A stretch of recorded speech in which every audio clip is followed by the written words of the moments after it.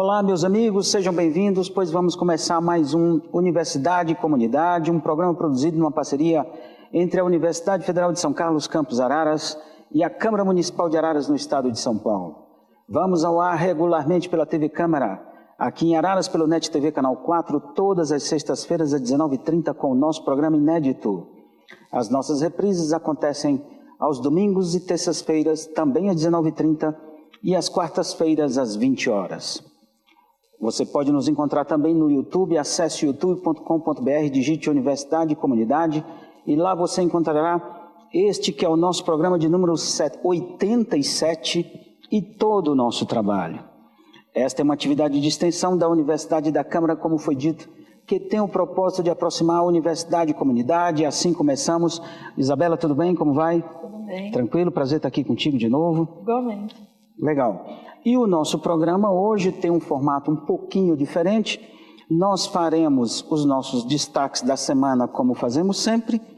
Faremos, então, um pequeno intervalo e, em seguida, a nossa entrevista da semana com o professor Gustavo Pérez de Aguiar, a quem nós apresentaremos, a entrevista dele ficou gravada, nós apresentaremos no segundo bloco, tá certo? Vamos aos nossos destaques da semana. Comecemos com a Isabela. Pode começar, Isabela?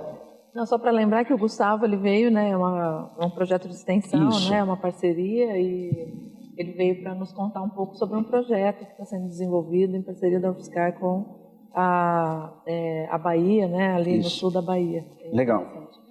Bom, meu destaque da semana, na verdade, foram alguns ataques não terroristas, né, essa semana, à universidade pública, que é algo que me incomoda bastante, né, o formato, o tom das críticas que vem sendo trazidas nos últimos meses, sempre no sentido de que a universidade pública seria pouco eficiente ou que a universidade pública não atenderia adequadamente a população, o que eu considero algo extremamente simplista de se dizer, no mínimo, né? Para não dizer que é uma maneira tendenciosa de se tentar desbancar uma instituição que já está consolidada no país e que representa grandes avanços aí. Só para a gente ter uma ideia, né? As pessoas colocam, por exemplo, que os mais pobres acabam procurando as universidades particulares e os ricos é que estudam na universidade pública, o que é uma inverdade, e acho que a gente conseguiu reverter esse processo. Nos últimos 10, 15 anos, a gente teve um avanço bastante grande nesse sentido. Hoje a UFSCar, por exemplo, que eu acho que é um exemplo em termos de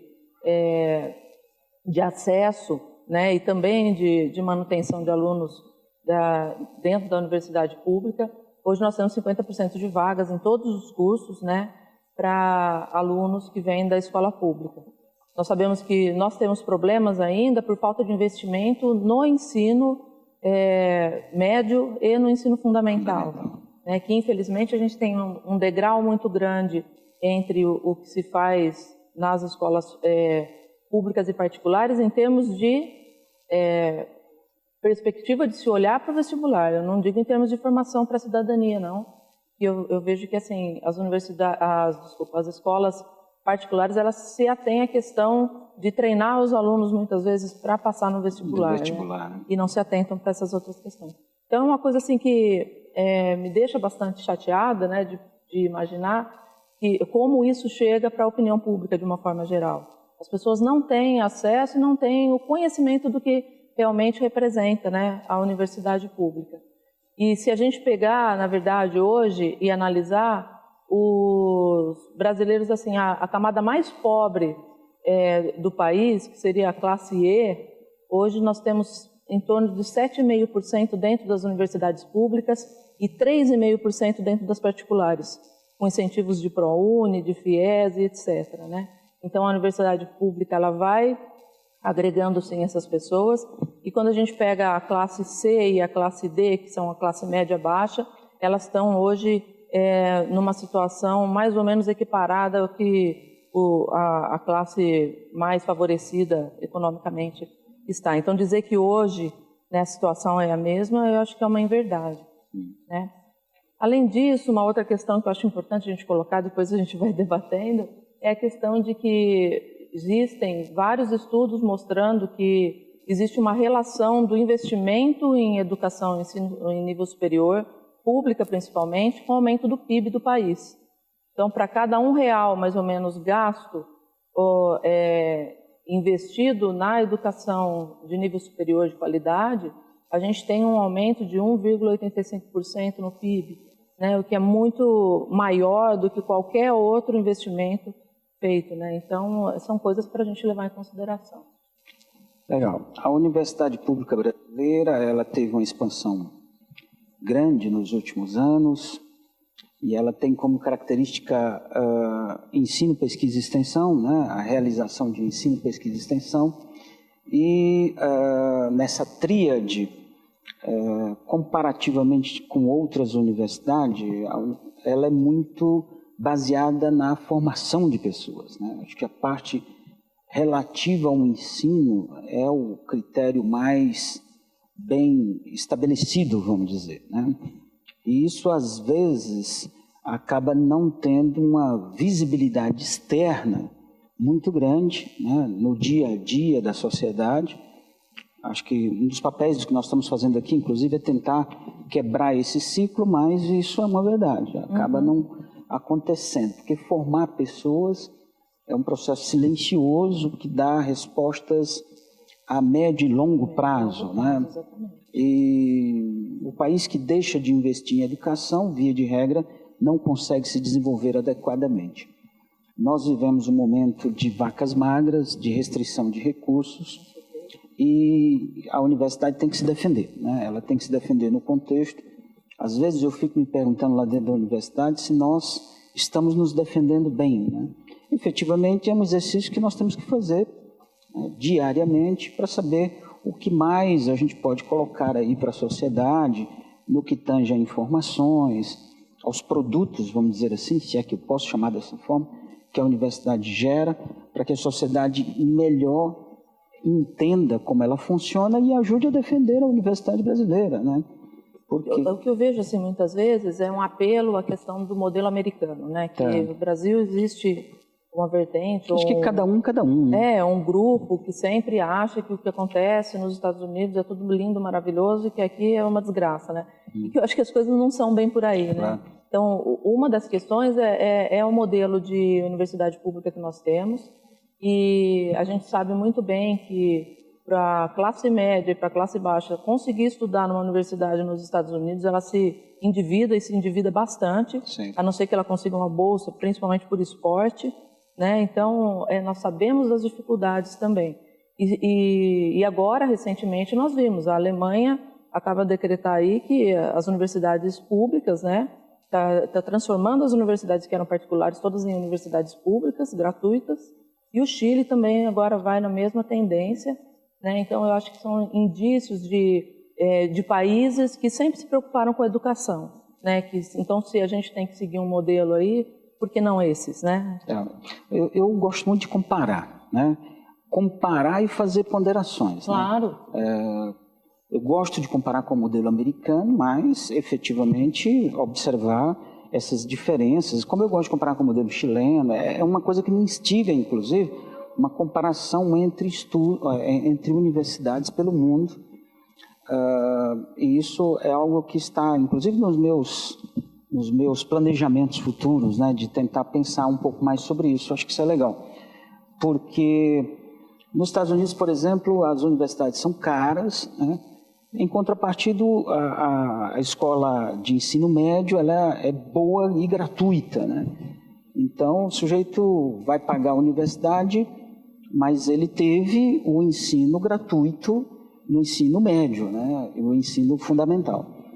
E o Bernie Sanders, que participou das primárias americanas, perdeu para Hillary Clinton, mas ele conseguiu incluir uma discussão sobre aumento de aporte de recursos para estudantes que não têm condição de pagar a universidade americana. Era uma das questões que ele levantou que precisava.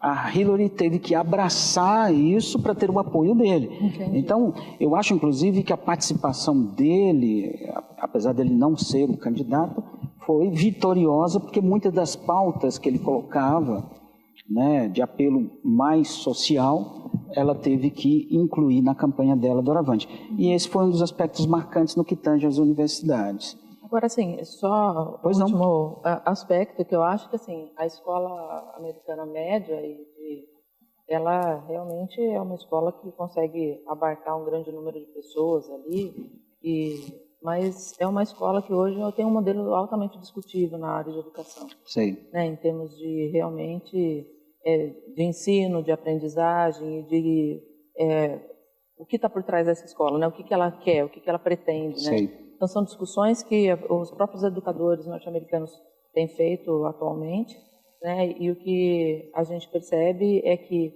desde que entrou a ideia de, por exemplo, da alta eficiência, de você começar a trabalhar com bonificação para professor e culpabilizar o professor ou não por atingir índices de eficiência, a escola tem diminuído o seu padrão de qualidade. Entendi. A aplicação de índices de eficiência, eu sou favorável, mas ele não pode ser como uma fábrica, né?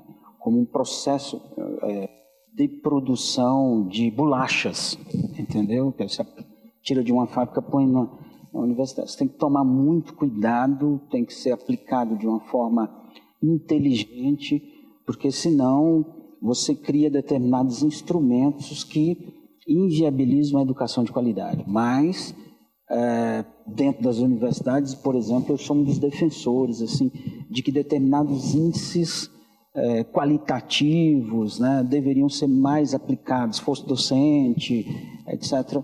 Eu acho que isso tem que entrar na nossa pauta num futuro próximo aí, eu acho. A avaliação é importante em qualquer lugar. Qualquer lugar. E a gente está trabalhando... Até porque a gente avalia os alunos também. Sim, não, e a gente trabalha com dinheiro público, né? Isso nunca pode ser esquecido. Claro. Então, assim, eu também acho que a gente tem que ser super rigoroso e tal, mas tem que tomar cuidado com essa questão de você atrelar a eficiência ou nota de aluno, nota salário de professor. Isso é algo extremamente complicado e que efetivamente não tem surtido bons resultados. Né? Assim, vários lugares que tentaram implementar, isso não vem como algo que realmente produz bons resultados. Bons resultados. Tá bom. Eu vou fazer um destaque aqui rapidamente a respeito da eleição que se aproxima. Eu acho que algumas pessoas precisam saber a respeito de um novo formato que acaba de ser implantado. Essa eleição vai ser interessante de ser observada, essa eleição de 2016, porque eu tenho aqui essa eleição para prefeito e vereador, o que é permitido e o que é proibido em linhas gerais, né?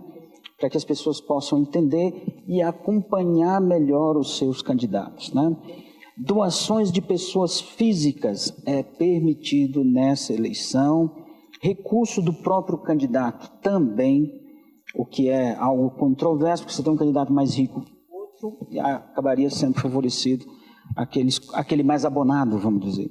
Doações de partidos e outros candidatos também pode, e recursos do fundo partidário das pessoas físicas aos partidos e dos filiados também pode, é o que pode. O que é proibido, basicamente, um item dos mais importantes, são dois. Vou falar de dois itens.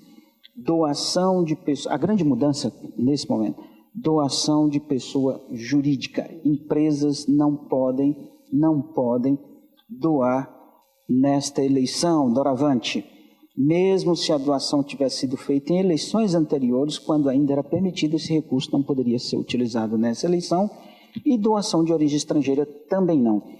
Essa é uma mudança expressiva, tende a fazer com que as campanhas sejam mais frugais, vamos dizer assim. Vamos torcer para que de fato isso seja, e que o tempo também, né, reduziu? O tempo também. E o preço por candidato, o valor a ser gasto por candidato, dependendo de onde esses candidatos, dependendo do logradouro desses candidatos.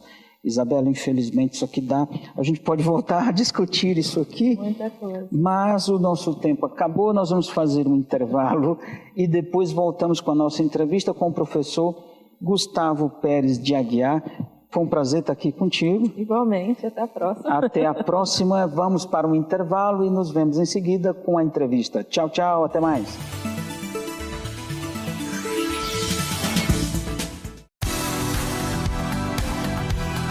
SIC, Sistema de Informação ao Cidadão. O SIC é o recurso da Câmara Municipal de Araras baseado na transparência, com o objetivo de abrir um canal de comunicação entre o munícipe e a Câmara. Através deste acesso é possível tirar dúvidas, solicitar informações, fazer reclamações sem nenhuma burocracia. Pelo telefone 3543-3300, e-mail, site ou ainda pessoalmente no prédio da Câmara Municipal de Araras, de segunda a sexta-feira, das 8 às 5h30 da tarde. No prazo máximo de 20 dias, a Câmara Municipal retornará todas as suas informações solicitadas. Participe! A Câmara Municipal de Araras quer ouvir você!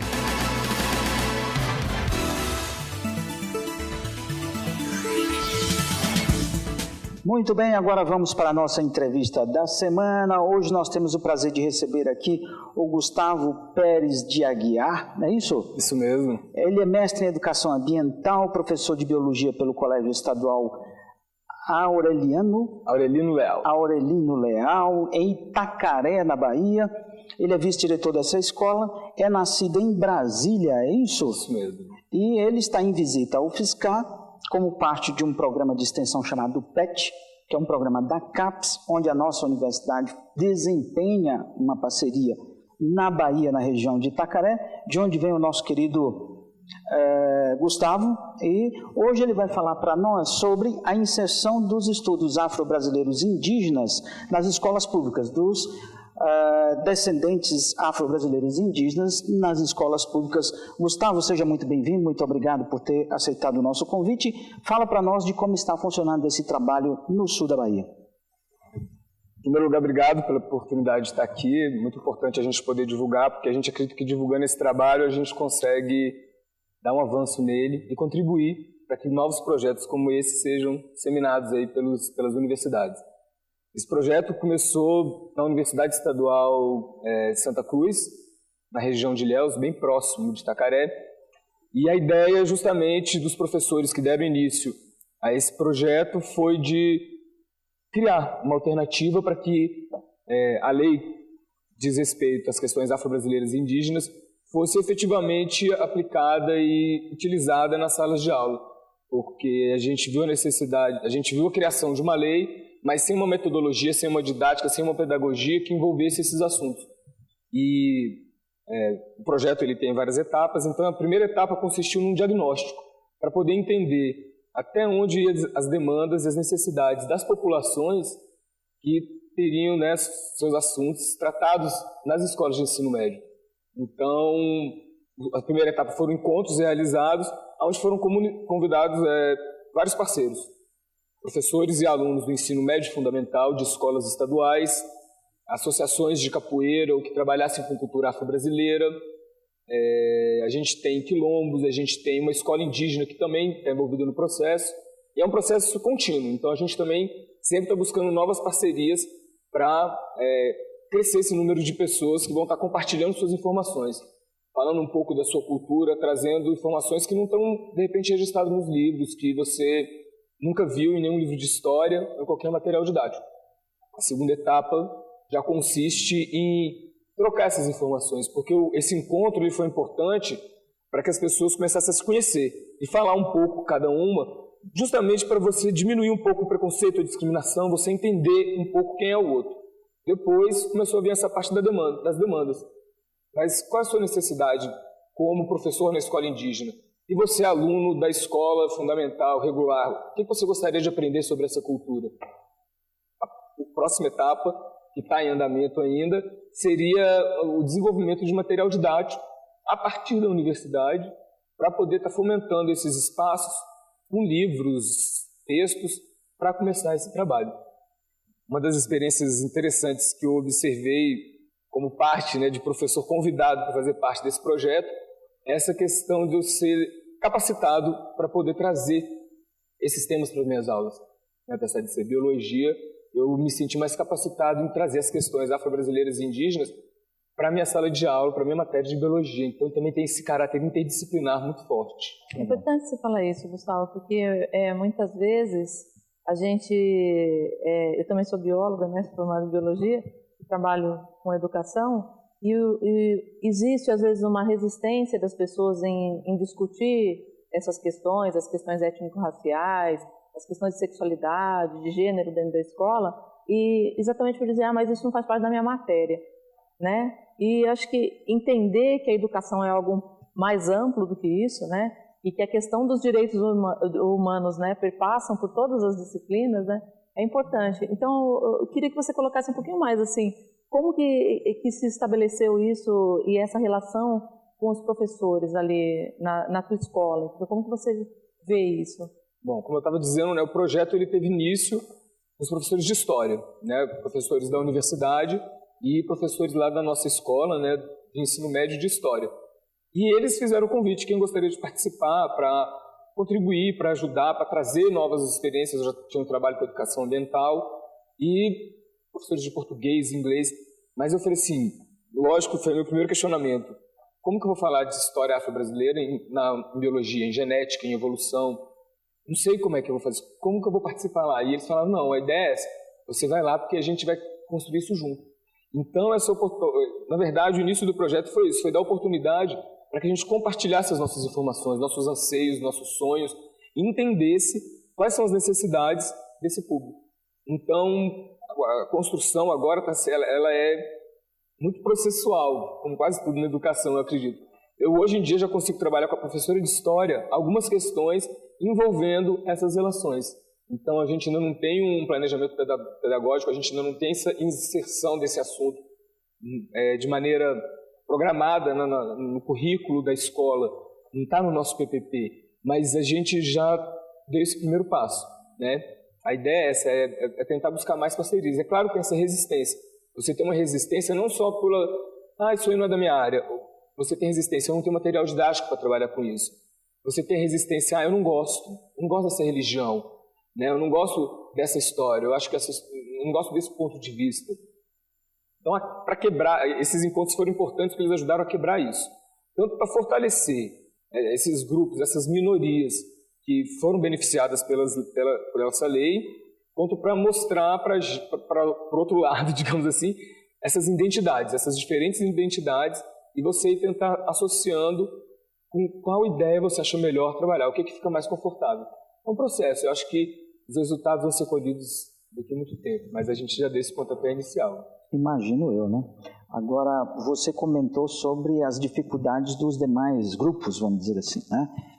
Tem havido, você falou resistência, foi a expressão que você usou. Tem havido muita resistência ao trabalho, principalmente por parte dos alunos ou não? Como é que ele tem recebido isso? Então, a gente tem esse projeto já está há 6 anos acontecendo na nossa escola. A gente tem uma adesão muito interessante de novos grupos, de novas escolas e de novos municípios ali da região em torno dessa universidade, né? Ela que agrega todos esses municípios e agrega todas essas comunidades, mas dentro de alguns grupos tem resistência. O melhor exemplo que eu posso dar é dentro da minha própria escola, né? Tem professores que até hoje não aceitam que esse projeto está acontecendo na nossa escola, e é o 6º ano, enquanto tem outros professores que aderiram de forma espontânea porque acreditaram que sim, é legal trabalhar de forma interdisciplinar e que eixos temáticos podem facilitar o trabalho interdisciplinar. Então, né, como a professora colocou muito bem, meio ambiente, ética, saúde, educação sexual, todos esses temas, todos esses eixos temáticos estão na lei. E quando você traz, ele pode facilitar você entender qual é a relação da matemática com a biologia, com a história, com o português, tendo um eixo central, um eixo temático que vai facilitar isso. Mas não é, né, um caminho tão colorido assim, tão bonito. Você tem essa resistência porque tem professores que acham que eu não fui formado para isso, na minha graduação não teve isso, eu não tenho obrigação de estar aprendendo isso agora. Tanto que um grupo que também faz parte do Interlocuções são os alunos da graduação em licenciatura de História. A ideia é ampliar, convidar mais alunos, porque esse já faz parte, os professores de História da universidade já conseguiram colocar isso como parte do currículo, no decorrer da graduação, eles trabalharem no projeto Interlocuções. E os desdobramentos disso são enormes, bolsas de pesquisa científica, TCCs relacionados ao tema, especializações que já estão saindo, então os desdobramentos são muito positivos. Viagens, né? Porque afinal de contas... Esse intercâmbio que está tendo, os né? nossos alunos estão indo para lá, né?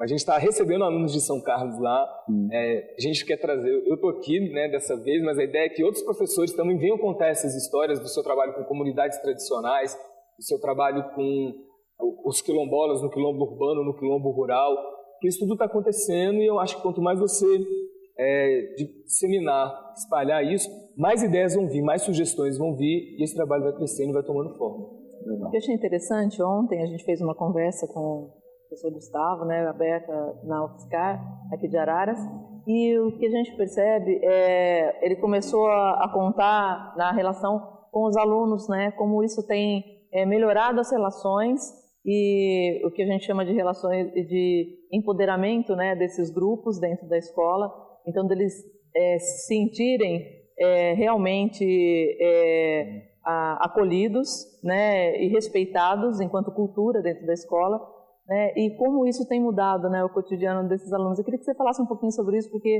tem algumas coisas que você contou que eu achei bem interessante. Esse aí eu acho que é o resultado mais visível, né? Eu lembro que você comentou qual seria o resultado. O resultado visível que a gente tem é mesmo nas relações humanas, nesse contato que eles têm entre eles. A grande maioria dos nossos alunos são afro-brasileiros, né? São negros, negras, e o próprio comportamento deles mudou. A gente percebe que você tem uma autoestima mais elevada, a gente percebe que você vê já um orgulho pela raça, pela descendência, pela sua própria história, né, como povo brasileiro.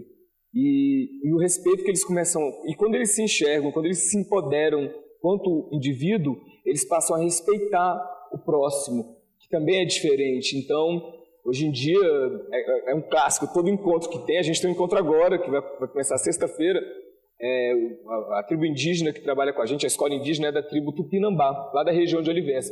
E eles têm as tatuagens feitas com tinta natural, né? E os nossos alunos todos voltam, todos tatuados. Assim, eles gostam de estar com a cultura indígena expressa, não só no falar, nas danças, na cultura, nas conversas deles, também nisso, na pele. Né? Eles falam, minha tatuagem já está acabando, que pena, eu quero ter o próximo encontro. A gente tem que fazer lista de espera para os alunos irem, não dá para a gente levar todo mundo, porque a ideia é que cada encontro aconteça em um ponto diferente. Então a gente vai para a universidade e leva todos os alunos e todos os outros parceiros são convidados. A gente vai para a comunidade quilombola, a gente vai para a escola indígena. Então cada encontro nosso acontece num lugar diferente e todos recheados de cultura, de apresentações musicais, teatrais, de histórias, de mesa redonda, de oficina, de workshop. Tudo isso trabalhado a partir das necessidades e da demanda. O que você gostaria de aprender? O que você tem mais dúvida? O que você gostaria de expor? O que você gostaria de apresentar? Então, é um trabalho muito horizontal, é um trabalho de todo mundo junto, né? E decidindo, tomando as decisões no decorrer do processo. Tem um planejamento inicial, mas a cada passo que vai acontecendo, cada etapa que vai acontecendo, os desdobramentos que vão aparecendo vão criando novas necessidades e você vai trazendo novas soluções. Então, ainda vai ter muita coisa para acontecer, mas esse sentido do orgulho, do aluno, enquanto ser humano, respeitando a sua etnia, ele é clássico. Assim, as pessoas, esse empoderamento é muito forte que a gente vê nos nossos alunos. Isso é muito bonito, é muito legal, eu gosto de ver isso. Legal. Esse trabalho é conduzido aqui na UFSCar pelo professor Ronaldo Pellegrini, né? Que será um dos nossos entrevistados aí para frente para contar um pouco mais dessa parceria. Para finalizar, meu querido, conta para nós a importância dessa relação, dessa parceria entre a universidade e o trabalho que vocês estão fazendo. Bom, como você disse, professor Ronaldo, eu agradeço desde já, ele que tomou essa iniciativa de ir lá buscar a nossa escola para a gente fazer essa parceria. E acho que o primeiro resultado positivo é essa oportunidade da gente trazer para cá experiências educacionais, experiências exitosas, esse próprio programa Interlocuções, como uma forma de uma troca de experiência, mas principalmente o que está acontecendo desse encontro, né? A gente já, nesses 2 dias que eu tive a oportunidade de estar aqui com vocês, o que eu colhi de informações e o que a gente já conseguiu articular de novas parcerias, de novas ideias, de continuidades, de desdobramentos, que beneficiem o processo educacional dos alunos que estão agora na graduação e licenciatura e que vão estar em sala de aula, que são os futuros professores, eu estou listando, eu estou anotando, o meu relatório de viagem vai ser gigante, porque foi muito proveitoso. Então, a continuidade vai ser excelente. A hora que os alunos da UFSCar voltarem com as experiências deles e compartilharem isso com os alunos daqui, eu acredito que você vai ter novas e novas ideias, novas propostas surgindo a todo tempo. Em poucas conversas que eu tive com os alunos do PET, com alguns alunos que eu encontrei nos corredores, com os alunos de outros cursos, da biologia, da agroecologia, a gente viu que é muito interdisciplinar, que esse programa de extensão que a universidade promove, ele tem a capacidade de envolver muita gente. Então, acho que dá muita água vai rolar, como dizem. Eu acho que a gente pode ainda ter muita coisa acontecendo aí nessa parceria e que esse intercâmbio vai se fortalecer. Pela experiência que eu tive em interlocuções com a gente lá na Bahia, eu percebo que a tendência é a continuidade, porque isso traz benefícios, principalmente para a educação, né? Isso que é o mais importante. Claro. Com o benefício para a educação, não havia de mão dupla, porque a universidade ganha muito com isso a partir do momento que os nossos alunos visitam e acompanham todo esse trabalho e ganham muito com isso. Gustavo, foi um prazer muito grande te receber aqui, que o teu trabalho continue forte lá na Bahia e nós estaremos aqui à sua disposição. Obrigado, agradeço mais uma vez pela oportunidade que a gente faça juntos. Muito obrigado. Isabela, foi um prazer estar aqui contigo de novo. O prazer foi meu. Eu queria também agradecer ao Prodocência, que é um programa da CAPES. Foi por conta dele que a gente conseguiu trazer o Gustavo para cá, né? Então isso é importante, assim, que a gente continue tendo esse investimento em educação aí, para a gente poder fazer essas parcerias aí, traçar essas possibilidades. Legal. Ponto final em mais um Universidade e Comunidade. Esperamos revê-los em breve. Tchau, até mais.